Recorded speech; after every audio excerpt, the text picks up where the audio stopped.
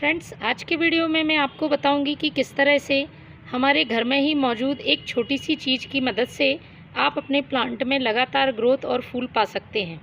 क्योंकि हमारे घर में ही कई चीज़ें ऐसी मौजूद होती हैं जिनका यदि सही तरीके से यूज़ किया जाए तो हमें बाज़ार के खाद की ज़रूरत नहीं पड़ेगी और प्लांट हमारा लगातार और तेज़ी से ग्रोथ करेगा, उसमें फल फूल सब्जियाँ आएंगी। तो ऐसी ही एक किचन में मौजूद चीज़ का मैं इस्तेमाल करने वाली हूँ अपने प्लांट के लिए, जिससे प्लांट में होने वाली कई समस्याओं से छुटकारा पा सकते हैं। जैसे कि यदि आपके प्लांट में बर्ड्स ड्रॉप प्रॉब्लम है, कलियाँ फूल बनने से पहले ही गिर जाती हैं या फूलों का आकार बहुत छोटा है, पौधे फूल तो देते हैं मगर पूरी तरह से फूल अपने आकार में खिल नहीं पाते हैं, प्लांट में नई ग्रोथ नहीं हो पा रही है, तो ये सारी समस्याएं इस चीज़ की मदद से ख़त्म हो जाएंगी। क्योंकि ये जो फर्टिलाइज़र मैं यूज़ करूँगी वो फर्टिलाइज़र प्लांट की सॉइल को उपजाऊ बनाने का काम करेगा, उसके पीएच को बैलेंस करके रखेगा। इस फर्टिलाइज़र से मिट्टी थोड़ी सी एसिडिक होगी और एसिडिक सॉइल में प्लांट बहुत अच्छी फ्लोरिंग करते हैं। इस फर्टिलाइज़र का यूज़ आप अपने गुलाब, गुड़हल, मोगरा, अपराजिता, पारिजात सभी पर कर सकते हैं। अभी अक्टूबर का मंथ है और अक्टूबर के महीने में यदि आप इसका यूज़ कर लेते हैं तो आने वाली सर्दियों में प्लांट बहुत अच्छी ग्रोथ करेंगे।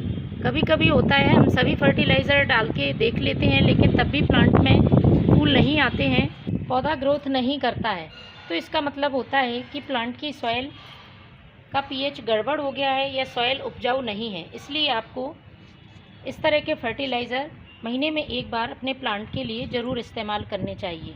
इसके साथ ही मिट्टी को उपजाऊ बनाने के लिए आपको 2 से 3 बातें और भी ध्यान रखनी है, तभी फर्टिलाइज़र प्लांट पर सही तरह से फ़ायदा दिखा पाएगा।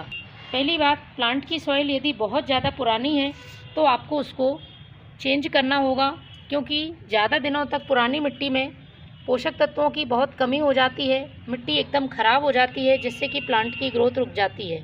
दूसरी बात, यदि आपने छोटे पॉट में प्लांट लगाया हुआ है और प्लांट की ग्रोथ काफ़ी अच्छी हो गई है तो आपको प्लांट की साइज़ के हिसाब से पौधे को रिपोर्ट करना होता है। यदि आप छोटे पॉट में ही बड़ा प्लांट लगाए होते हैं तो जड़ों में रूट बाउंड की समस्या होती है और पौधा ग्रोथ रोक देता है, उसमें किसी तरह की फ्लोरिंग नहीं होती है। फिर हम चाहे किसी भी तरह का फर्टिलाइज़र यूज़ करें, पौधे में उसका कोई फ़ायदा नहीं होता है। इसलिए जड़ों को विकास के लिए अच्छी तरह से स्पेस मिले तो आपको प्लांट की साइज़ के हिसाब से पॉट का साइज़ रखना होगा। आप देख रहे हैं मेरा रोज़ प्लांट कितना बड़ा प्लांट है, इसलिए मैंने उसे उसके हिसाब से बड़े पॉट में लगाया हुआ है। तो इस तरह से आप अपने सभी प्लांट की साइज़ के हिसाब से पॉट को यूज़ करें। इसके साथ ही मिट्टी को उपजाऊ बनाने का एक और तरीका है उसकी गुड़ाई करना। आपको महीने में एक बार मिट्टी को हल्का करना बहुत ज़रूरी है, जिससे जड़ों को पर्याप्त मात्रा में ऑक्सीजन मिल सके और पौधे अच्छी तरह से ग्रोथ कर सकें। इसके बाद आप किसी भी फर्टिलाइज़र का यूज़ करेंगे वो फर्टिलाइज़र प्लांट पर बहुत तेज़ी से असर करेगा।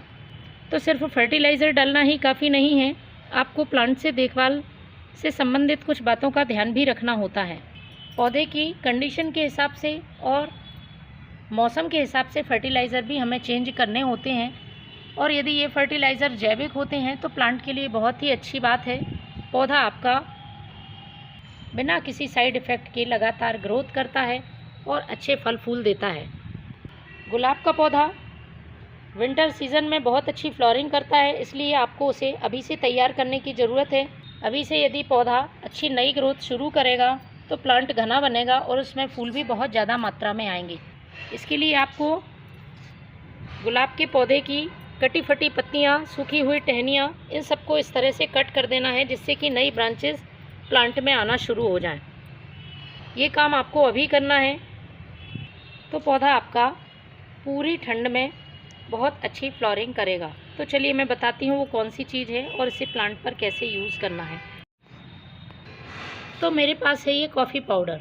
कॉफ़ी पाउडर हम सभी के घर में उपलब्ध हो जाता है और ये प्लांट की सॉइल को एसिडिक बनाने का काम करता है। इसके साथ ही इसमें मौजूद पोषक तत्व पौधे में फूल लाने में काफ़ी हेल्पफुल हैं। तो इसके लिए आपको इस बात का ध्यान रखना है, ज़्यादा मात्रा हमें इसकी यूज़ नहीं करनी है। मैंने लिया है ये 1 लीटर पानी। आप अपने प्लांट की संख्या के हिसाब से पानी कम ज़्यादा ले सकते हैं। और इसमें मैं ले रही हूँ 1 छोटा चम्मच कॉफ़ी पाउडर। बारिश के दिनों में ये कॉफ़ी पाउडर जम गया था तो मैंने इसमें से थोड़ा सा पानी डाल दिया है और इसका यूज़ अब मैं अपने प्लांट में फर्टिलाइज़र के लिए करूँगी। तो मैं 1 चम्मच ये लिक्विड ले लेती हूँ। आप पाउडर फॉर्म में ले रहे हैं तो 1 चम्मच कॉफ़ी पाउडर ले लें। चम्मच बड़ा नहीं, छोटा होना चाहिए। ये देखिए मैंने ये छोटा चम्मच इस्तेमाल किया है। तो इसको हमें इस पानी में डाल देना है। इसे अच्छी तरह से मिक्स कर लेना है। अच्छी तरह से मिक्स हो जाने के बाद देखिए कुछ इस तरह से ये फर्टिलाइज़र हमें मिलेगा। अब इसको हमें अपने प्लांट की सॉइल में डालना है।